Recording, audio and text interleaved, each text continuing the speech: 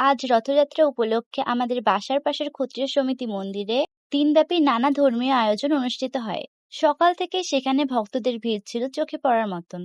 মন্দিরে গিয়ে দেখি প্রভু জগন্নাথ বলরাম সুভদ্রাকে সজ্জিত রথে প্রতিষ্ঠা করা হচ্ছিল। প্রচন্ড গরম থাকা সত্ত্বেও দূর দূরান্ত থেকে অসংখ্য ভক্ত এসেছিল প্রভুর দর্শনে, প্রসাদ গ্রহণ এবং রথের দড়ি টানার সৌভাগ্য অর্জনের জন্য। আমরা যখন মন্দিরে যাই তখন প্রসাদ শেষ হয়ে গিয়েছিল। নতুন করে প্রসাদ রান্নার প্রস্তুতি চলছিল। এরপর রথ টানার সময় হলে সবাই রথের দড়ি ধরে দাঁড়িয়ে পড়ে। প্রচন্ড গরমের মধ্যে প্রায় ১.৫-২ ঘন্টা অপেক্ষা করার পর রথযাত্রা শুরু হয়।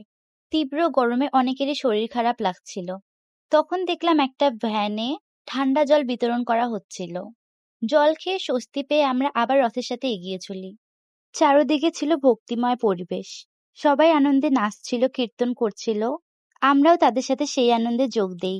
রথের উপর থেকে প্রভুরা সবাইকে প্রসাদ বিতরণ করছিল। টাউন হলের সামনে গিয়ে আমরা পালপাড়ার রথের সাথে মিশে যাই। সেই রথের সাথে অংশ নিয়ে আমরা ধর্মসভা অবধি আসি। অবশেষে জগন্নাথ দেবকে প্রণাম করে আমরা বাসার উদ্দেশ্যে রওনা দিই। জয় জগন্নাথ।